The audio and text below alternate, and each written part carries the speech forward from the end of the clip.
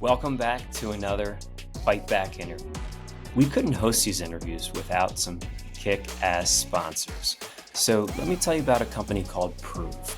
Prove is the modern way for businesses to enable their customers to prove their identities. Prove offers phone-centric solutions that enable its customers to acquire new consumers and engage with their existing consumers by removing friction, by bolstering security, and enhancing consumer privacy and consumer choice. Prove solutions are used by more than 1,000 businesses across diversified industries, including banks, financial services, healthcare, insurance, and e-commerce. We couldn't be more grateful to have Prove as a sponsor and enable us to bring these very human-centric conversations to you all today. Without further ado, let's get after it. All right, welcome to another Fight Back interview. I am delighted to be joined by Angela Diaz. And, I could explain who she is, but why not? She can give you a little background herself, and then we'll jump into the conversation. Angela? So my name is Angela. I am in Phoenix, Arizona. I have been in fraud for over 12 years.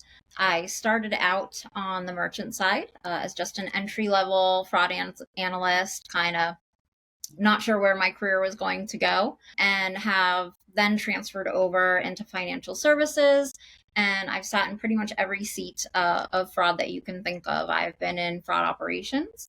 I have worked my way up through all of the lines of defense in banking. So I've been in first line of defense. Now I sit in second line of defense. I primarily focus on operational risk oversight in risk management. I started in fraud, but I did deviate over into financial crimes, BSA, anti-money laundering. I even spent some time in compromised data and information security, which has some overlap to fraud. But I looped right back around to fraud, which is where probably my true love lies. And I'm currently a senior principal operational risk manager at Discover, focusing on external fraud. So I have fraud program oversight over several different business units, and I'm right alongside them providing guidance, advisory support, as well as effective challenge, ensuring that they are doing what they should be doing in terms of risk management, doing right by the customer, doing right by the regulations, the policies, and just helping them tackle the day-to-day of fraud risk management. Awesome. And you mentioned starting out on the merchant side and then transitioning the FI side and then diving into lots of different departments, groups, focuses. That is one of the big reasons I wanted to talk to you, because I find that super interesting. And starting out on the merchant fraud ops side is where I got my start. But Nice. I do remember being like, well, is this relatable to the banking side? Could I go work for a bank as well? And so that's where I kind of want to start. And I've lived that kind of thought process of that career progression. And I've been asked since, starting about fraud and Fraud Fight Club, like, hey, I work at a bank. Can I go work for a merchant? And vice versa. I work for a merchant. Can I go work for a bank? And I don't see why not. In my opinion, there's very transferable skill sets. Of course, the companies are different and the products and some of the use cases and things like that. But my question to you is, was it challenging for you to make that move? And what drove you to kind of move over to the FI side? It was very challenging. It's a long story, and I'll get to it. I'll start with what drove me. I'm a very driven person by nature. I'm always looking for the next challenge, like what's the next thing? Like, okay, I feel like I've got my bearings here. What else can I do? What else can I learn? I definitely am someone that knew I wanted to keep climbing the ladder, advance myself in title, be able to get into leadership, mentor other people. And also on the merchant side, you are limited to what you're exposed to if you're interested in fraud and risk, because usually the merchants will have like a small team. You are focused on the retail transactions, the chargebacks, those types of things. But I knew there was like this whole other big world of risk management and fraud that was out there. So I was living in Pittsburgh, Pennsylvania, and I was trying to apply to a lot of the major banks that were in the area. I made the decision to, I think this is important to note, I made the decision fairly early. So I had only been in fraud operations on the merchant side for about 3 to 4 years. And I was like, okay, if I'm going to try to transition over, I should probably try to do it now. I'm also very strategic and long-term thinking because I felt like I can probably get someone to give me a chance in more of kind of like a mid or entry level type of position. So That I makes sense. started applying to all of the banks that were in Pittsburgh that had headquarters. I even had people that worked at those banks that were referring me, vouching for me. I couldn't even get a screening. So I started to think about, well, am I living in the right physical location? So I researched like what cities are the financial hubs? Like where are all these jobs? Where's more of these jobs? And Phoenix, Arizona came up. So I said to my husband, if I can get a job in Phoenix, Arizona that we both feel good about, would you be willing to move? And he had been to Phoenix and loved it before vacation. We had vacationed here together. And he's like, sure, just start applying and see what happens. We'll see if anything turns out. I did not think that anything would work out from across the country, but I applied at Schwab, and the hiring manager was had grown up in Pittsburgh, and they actually were struggling to get the candidates that they wanted in the city of Phoenix, Arizona. So the recruiter passed him along my resume. I had written, I don't even know if anybody really writes cover letters anymore, but I had written this like cover letter where I was like, Yeah. I'm willing to move. Like, I love Phoenix, Arizona. I can move in a certain amount of weeks. I kind of highlighted my transferable skills and just how eager to learn I was. And the hiring manager saw Pittsburgh, and anyone from Pittsburgh will know that if you are Pittsburgh, you are diehard Pittsburgh. So he was like, she's in Pittsburgh. I grew up in Pittsburgh. Like, it must be a sign. I need to like at least interview her. So shout out to that hiring manager. I did not feel like I did well on the interview. There was all these acronyms and terms in financial services that I did not understand, which made it hard for me probably to give what I felt were the strongest answers. But I gave very genuine examples from the merchant side that I felt were relevant, and I ended up getting the job. Moved out here 3 weeks later. I only worked there for about 10 months. The role wasn't exactly what I thought it was going to be, and I really just knew that I needed that on my resume. I needed one financial services company to give me a shot, and I loved working for that company. But from there, it was kind of just, it was booming in financial crimes back then. The market was very great for applicants. There was tons of openings. So I was kind of constantly getting like stolen, reached out to, and I just kind of kept climbing. I think that probably the most valuable career trajectory part was Wells Fargo was building out, an incredible department. And a recruiter reached out to me, and I was there for 5 years. And that's really where I got to navigate and sit in all of these different kind of seats and got a lot of exposure to different types of risk management. So it was definitely a challenging transition in the beginning, but I was strategic. I did a lot of research, and my career was a lot about people just giving me a shot. Like, I Yeah. think a lot of it was how I present myself. I do think that's a skill. How do you present yourself on paper? How do you present yourself in these interviews? But I had a lot of people that gave me chances based on things like my personality and my drive, or my reputation with other peers, that I was like a good worker that had transferable skills. So I'm super grateful. Shout out to that original hiring manager at Schwab, who I'm still in touch with to this day, who gave me my first shot in the financial services industry. And then from there, it was just my own kind of driven nature of like applying and not giving up and having kind of a very distinct path. And I was flexible on how am I going to get there? How am I going to get there? And then good people, and those relationships that carry you through. Yeah. So much real stuff there, which is not, it's not rocket science, but it's not easy either. Like Mhm. being willing to move to another state, relocate, like looking, applying, not seeing anything in Pittsburgh, going through that process can be deflating. And then you can say, well, I'll just stay in merchant. You were in a situation where you had a husband who was willing to move as well. Families, certain whatever it is, time in your life, that's got to work. But even if it works, that's still a big move. Mhm. But you, like you said, this is what you wanted to do, and writing cover letters, and whether people do that or not, going the extra mile, showing that passion, showing that those are some of the intangibles or harder to describe things when people say, "Hey, do I need a certification? Can you go from merchant to banking?" And I think people want the easy answer, and I get it. And I also get it when, if you're doing a job and you're like, these skills are transferred, like I could definitely do that, and you're not even getting interviewed. But then you got to face where you are. It's like, okay, well, that's a situation. I can sit here and feel sorry for myself and say they're idiots. I could easily do that job, blah, blah, blah. Or you can figure out how to wind your way to where you need to go. And that's consistent throughout career navigations, whether it's working hard to get promotions, or move to other more senior roles.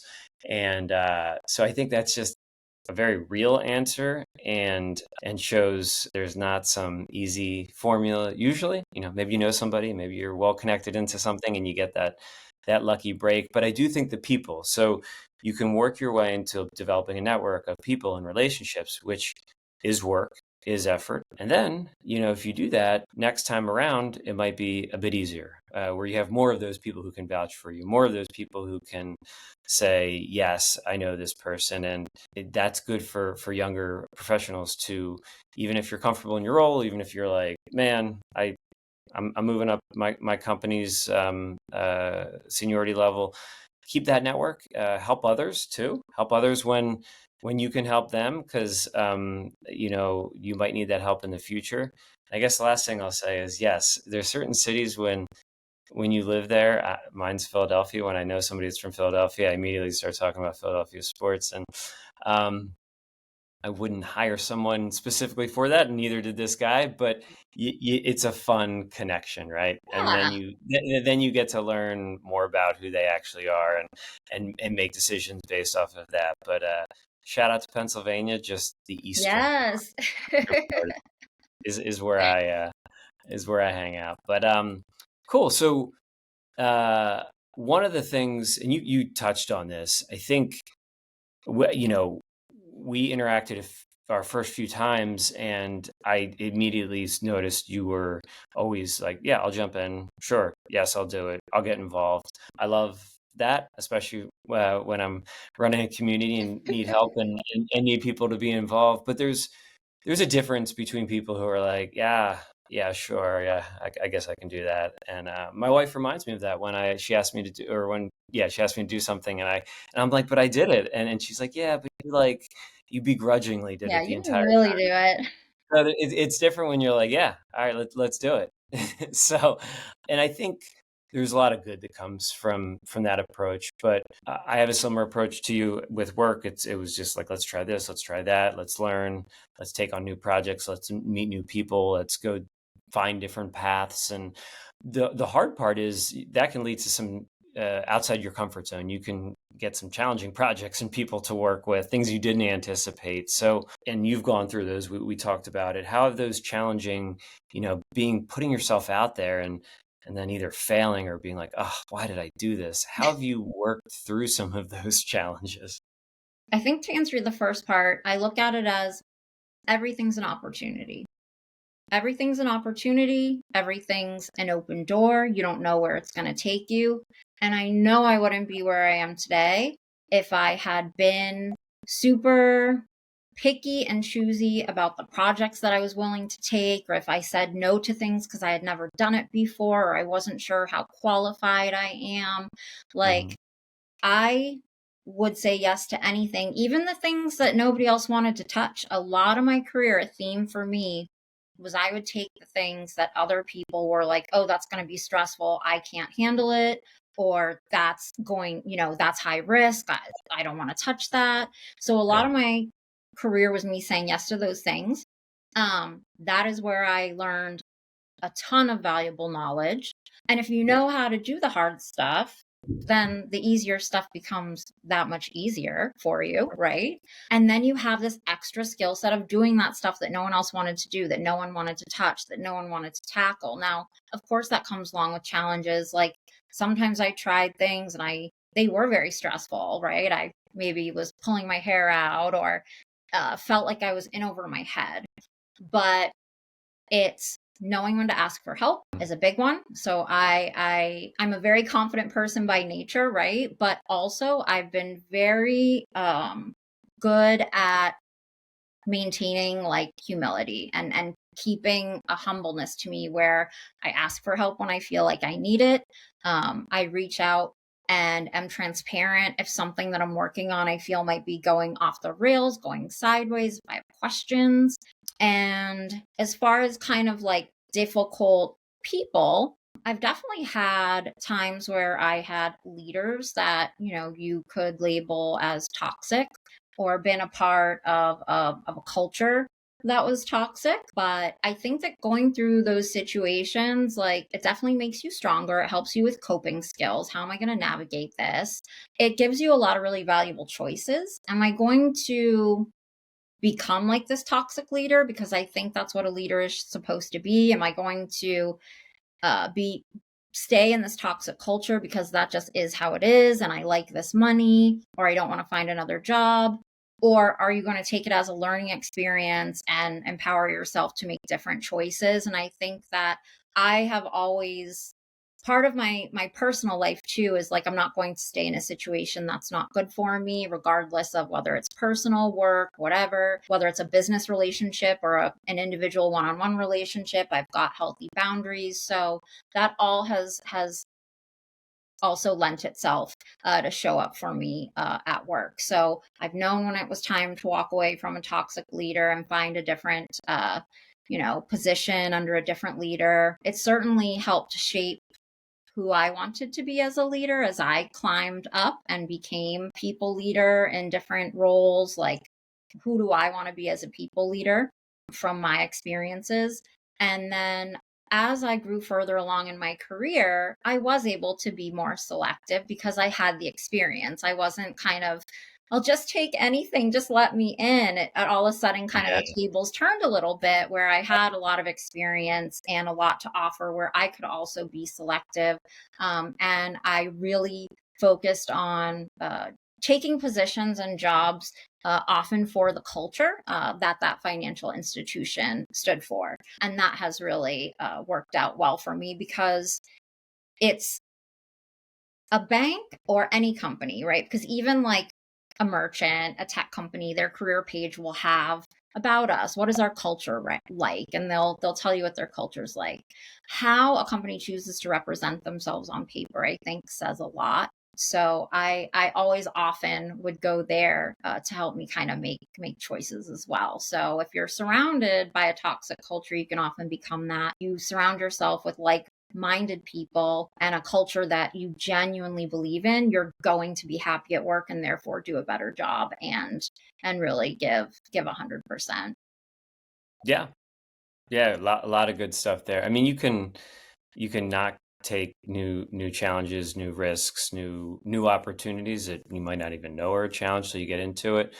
But then you don't grow, you don't learn, you don't you don't do all the things you just said. And also if you stay where you are, it's not like you're not going to have challenges there.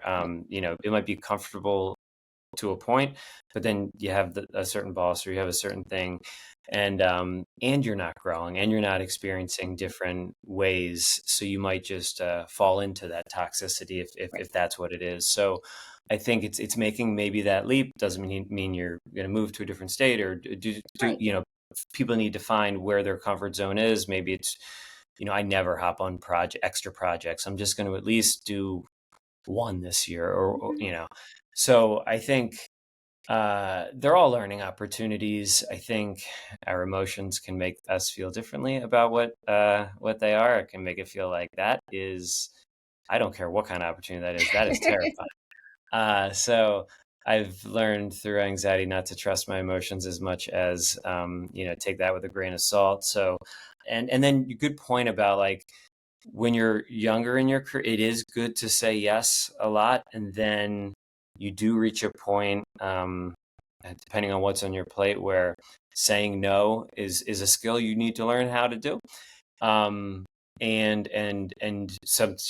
some points it's good where you can be selective and say, hey, I can do this, this, and this. I don't have to grind like I used to. Sometimes it's harder to figure out what the times to say no, because you actually want to do all the things and you Right. want to please people, and I think I would guess your approach, your passion leads to a people pleasing, a wanting to do good type personality, which I suffer from as well. Yep. So it's an interesting balance of the people who are ambitious and getting their hands dirty and willing to wind around, and then they are sought after, and because they're trusted and they can get the job done and they see it through, and then they're maybe asked to do a million things, and it's like, okay, well, wait, hold on a second, where do I say no? And so that's a really interesting balance, but I would rather be on that end, as opposed to kind of staying dormant from an opportunity perspective. A little bit more into you, and then we'll get into some kind of not fun questions, but different questions. Maybe they are fun. I don't know. Do I?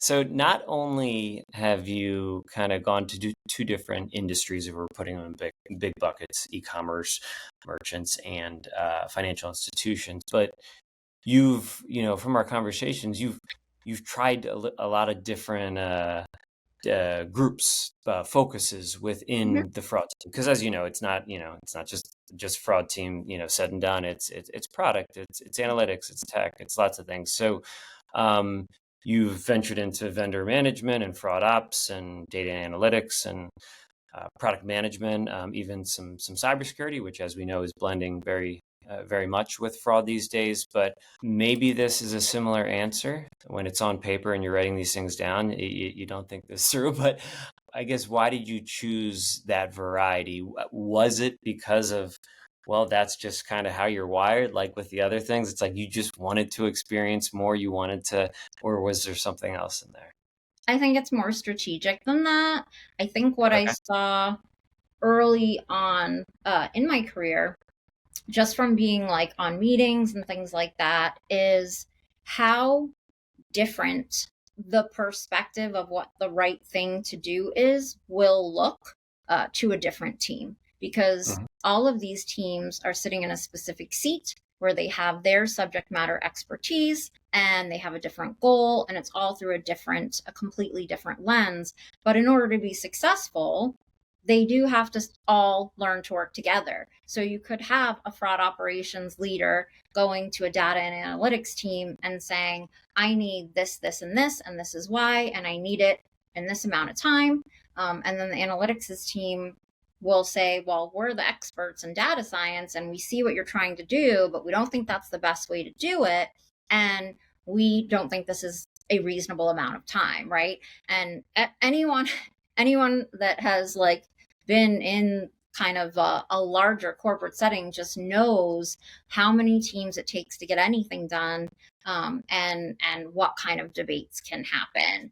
With product management, the management team is, looking towards like customer usage. They may not be experts in fraud. The fraud team again might be like, you can't have that feature on the digital mobile app. It's introducing fraud, and the product team is like, we need that feature on our mobile app. Our legitimate customers need it for efficiency, convenience. So I saw how important it was for all these different pieces to work together well as part of a good framework. And so I wanted, as soon as I switched from being on the fraud operations side to the risk management side, I knew that part of my focus needed to be relationship building with all those different types of teams, sitting in on those different areas, because that would make my guidance as a risk management professional way more well-rounded, because I actually understood enough about how each of these areas worked and their importance. I can give a couple specific examples. So I spent about 5 to 8 years on the financial crime side of BSA and AML. And I was very heavy in the KYC, CIP, new customer onboarding compliance, where we are verifying, okay, Angela Diaz wants to open an account at the bank. This is Angela Diaz. We have all the documents. We've done our due diligence on her, and we feel comfortable with her risk score, letting her open an account at the bank. So what we often see in fraud is, if we do a root cause analysis, it's how did this person get past that part over there, over in the KYC CIP space at customer onboarding, to where they even entered the bank's kind of ecosystem to be committing fraud. So there's just so much overlap within the financial crime space itself, between the Bank Secrecy Act and anti-money laundering regulations, the client identification programs we have in place, our customer onboarding due diligence, and then the actual fraud that happens within the bank, that if you understand all of it and can bring those people together and speak their language, and get them to understand how to work together to solve like a much broader problem, it's going to be that more successful. You need an army to fight fraud. You do. And Yeah, so it was you need to really, be able to communicate in the way, and it's hard to communicate and kind of understand their pain points if you haven't Mhm. experienced that and had their vantage point. You're right, that was much more strategic than I thought. Yeah. That's and it's smart, because some people will say, get depth, go really deep on one specific thing, be the expert, be the go-to. And some people can say, no, get more breadth. It's kind of like the jack of all trades, master of none. But first off, this is all under the fraud umbrella, so there's things that relate to all these things. So it's you're a master of fraud prevention or detection in some Mhm. capacity. And then I love that, because I think where that'll, in my opinion, suit you really well is in a senior, potentially executive level, because Mhm. that's the more I talk to people there, it's it's mediating, it's understanding, it's give and take, it's relationships, it's so some of that's things you learn, or different skills you have based off of how you interact with other people, and you can empathize, you can see their side. Mhm. All of that is a piece of it. But also, if you've been in that role, if you have a very good understanding of why this person gets so fired up when this team is pushing for this, because it potentially impacts them in such a Mhm. significant way. Whereas if you're in that other seat and you don't know that, you're just like, this person's an asshole. So I think that is a good strategic move, and maybe even a good for folks who want to, I don't know if it's just move up into senior level leadership, but who want to get a taste of all of those. That those would be good, almost rotational programs. I know they have them for like younger kids coming in to Yep. get a different feel, but this has a real practical use as you grow within the FI or another FI, cyber, the fraud teams, onboarding, transaction monitoring, AML, so cool. Yeah, very interesting. So going off the beaten path of fraud, you shared with me that you are a dedicated yoga practitioner, which Yeah. I thought was cool, and I'll explain for a couple of reasons. But one of the things you said, without me even kind of leading you that direction, was that helps you focus on the present moment, kind of understand the art of letting go and practicing gratitude. And I said this to you through email. Those are three things that like I love so much for my own mental health. And if you had told me 10 years ago that would be my thing, and I don't do it through yoga, but it's a mindfulness meditation practice, Mhm. similar components. Yep. I would have said that's fluffy and surface level crap, and like try harder and be tougher and blah blah blah. But once my mind was like, really, hold my beer, I'm gonna kick your ass. So my mind did that to me, and I was like, okay, so there's something, trying some things you can't try your hardest out of. That was always my approach. I'll just try harder. I'll tense up. I'll get tougher. And I learned through the hard way that actually is can be more detrimental. And so things like letting go, being in the present moment, can sound very abstract to people. There is a question somewhere buried in here, but my experience of letting go is more about allowing kind of your natural ability, instincts, knowledge, and things that you train for, where you actively do drive hard, to kind of just take over in your career, in a sport you're playing, and kind of trying to force things to a certain point. Of course, you need a work ethic. You need all the things that we pretty much hit on earlier in this conversation. But once those boxes are ticked, it's diminishing returns after a certain point. So my question to you is, like, what does letting go look like to you? Because it seems very contradictory to people, and it did to me. And because, like, you're not, the way you drive and the way your passion and the way you try different things and you experience it, it's like, wait a minute, that's not letting go, that's latching on. And so I think for people who take yoga or do mindfulness meditation, they get the concept of letting go.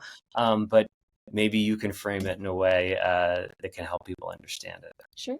So I think one of the best examples, and I have a couple different ones, is because I am so passionate about what I do. I have found at certain points in my career, I almost cared too much, and I let work and my personal life bleed together. And I do think it's important that we care a lot about work, and give it our all when we're there, and don't just look at it as, this check the box thing you have to do every day. But where it got dangerous for me is I wouldn't be able to stop thinking about work even when my workday ended, and even when I was not on my computer. So it wasn't necessarily that I was working long hours. I would log off, I would go to dinner, I would go to watch television, I would go somewhere else, and I couldn't stop thinking about it, to where I actually had really bad insomnia for several years, where I wouldn't be able to fall asleep because I would be having, like, everybody's going to laugh at this, but it's real and you all know you've done it, like a mock argument in your head with someone, like, I should have said this, why didn't I say Oh yeah. that? Oh And yeah. you can't fall asleep because you're all fired up. You can't say these things to that person because you're at work, but in your head you really want to lay into them, or you felt like you were really right about something and you want everybody to agree with you. And so in your head, you're trying to fall asleep. You're thinking about all these things you should have said to convince them and to get your way, in the argument. A lot of that. And it's like, why am I making myself sick and, like, losing sleep over all of this?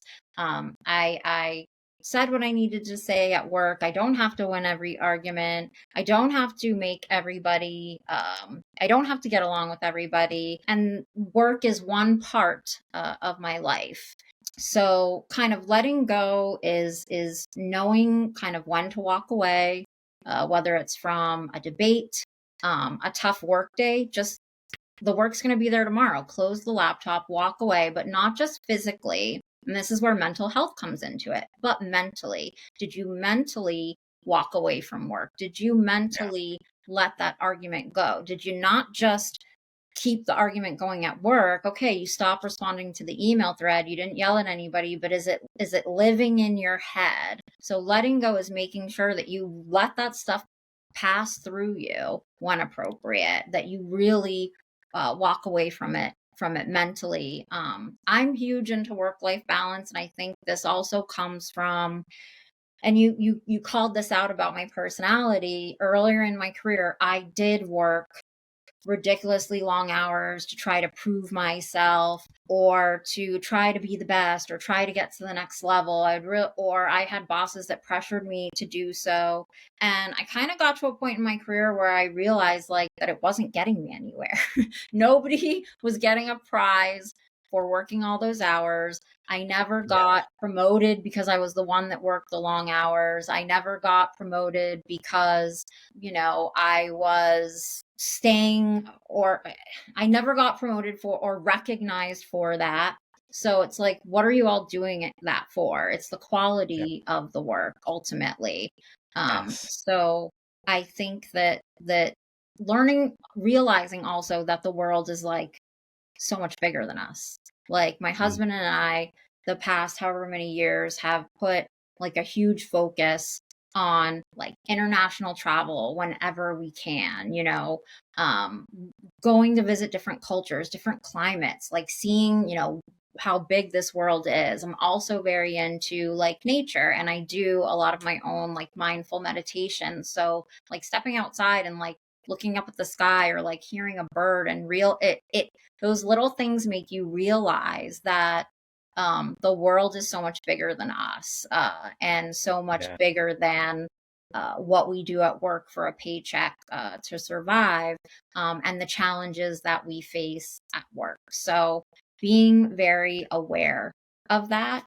And that was a very long answer to go back to letting go, but that is my honest answer. All those things Yeah. have tied together for me on my own journey, however many years, and experiences of learning how to regulate work life balance, why yoga worked for me, and kind of staying committed to it in my day to day life. And the art of letting go, it shows up for me at work every day. It does. It keeps me more grounded. It helps me to have better relationships with people. It helps me to collaborate better. It keeps me humble. And I think we need all those things at work and outside of work.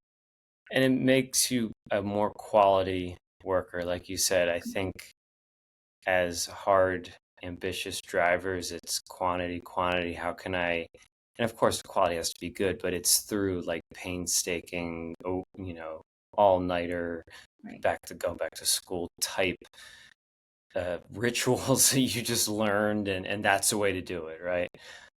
But you'd be shocked if this is your personality. Listen, if this isn't your personality and you need to fire lit under your ass, this is not for you. But if if that's your person, you'd be shocked with what pulling back and letting go, and the near term benefits might not be as obvious, but the quality of your interactions, personally, professionally, if your professional interactions are a big part of your job, relationship building, whatever it is, people will gravitate to you more. Mhm.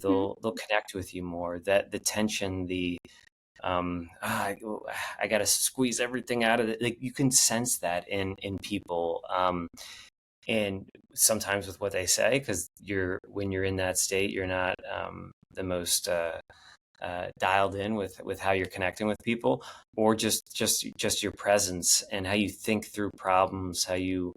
And so I there was so much in there I liked, and I think if you're listening, one driver is it's a healthier way to go about your life. The other thing is, if you're like, yeah, I get it, you got to be healthy, whatever. I want to make X amount of money, and I want to. Well, guess what? This will also help you do that It will. faster too. It And will.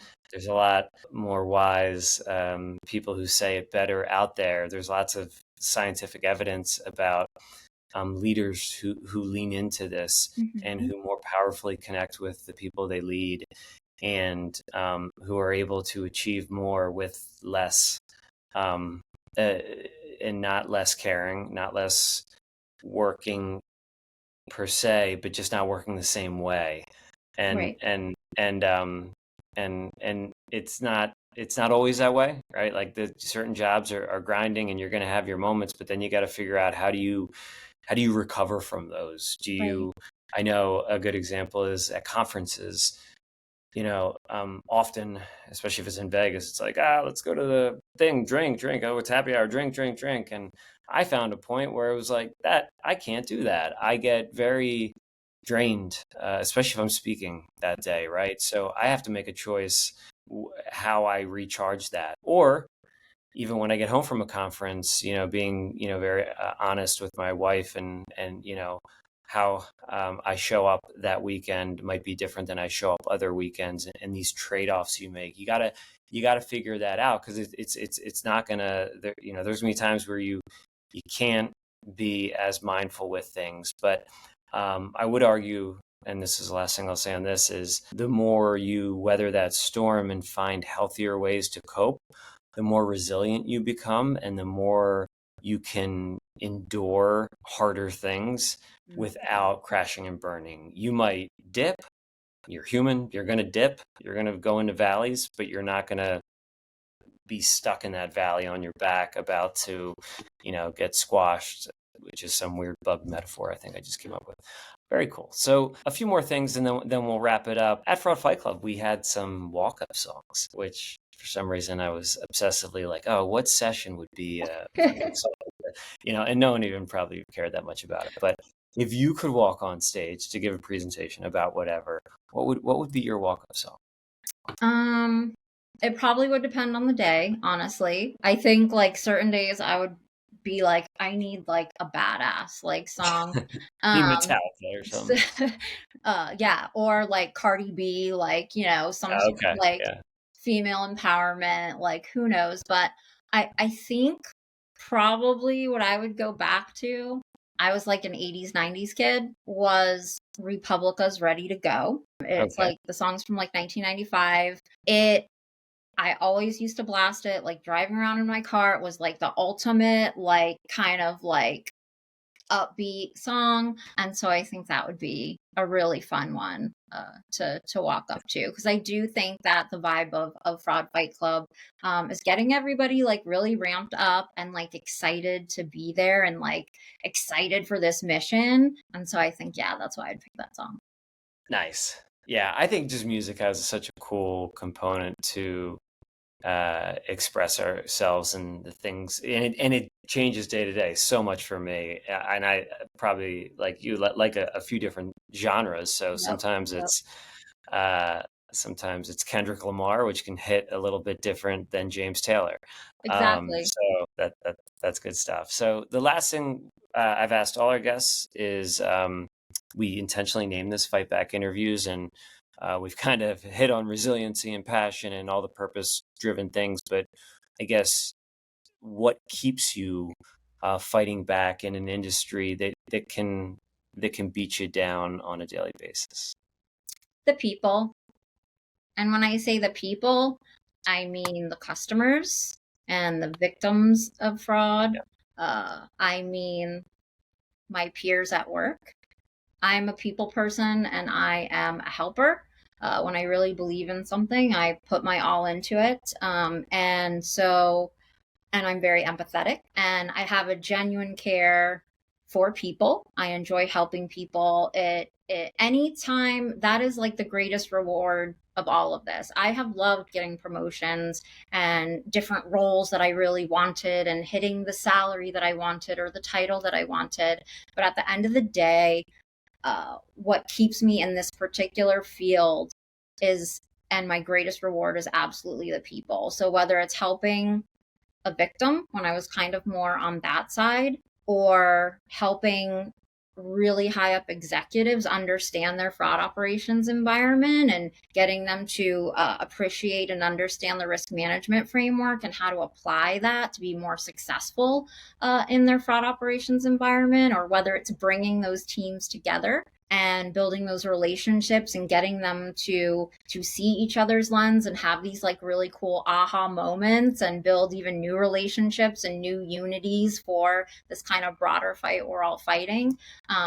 It is 100% the people and helping the people. That's great. And I think that can help in two ways. I mean, it's helping people, so you're literally helping other people other than yourself. But I found, we talked about the pressures and wanting to do better. That's a very that comes from a place, and it's not like an ego, like I have a big ego, but the human ego is continually trying to make itself bigger and stronger and better and smarter, and it's more about this guy right here. When you operate from that headspace, you take a little bit of weight off of you. Like, it's not, obviously the world is not just about you or me or anybody individually, and that weight can feel good to kind of pour into other people, however you want to express that. Yep. And initially it's not, it's like, I gotta get the raise, I gotta get this, I gotta get that, and that's fine too. Both of those things can exist too. And I think some people are like, well, I gotta go out and join a missionary and help people for the rest of my life and not have the financial success or whatever else it is you want. You can have a mix of that, and you can have a really cool mix of that where you feel fulfilled, purpose driven, and financially or professionally, could be titles, could be whatever it is, fulfilled too. And I love contrasting things that seem to contrast, but that actually pair really well together. And unfortunately, we as humans tend to learn that the hard way by doing what's kind of naturally our instinctual things, and sometimes that works, and sometimes it really doesn't. So, cool. Well, it was great talking with Angela. The first half very fraud and career focused, and then we got into all kinds of different stuff. But that's what these talks are about. It's more about the human behind the operations to help other humans. So thank you for taking some time to join me. Thank you so much for having me, and I really enjoyed speaking with you.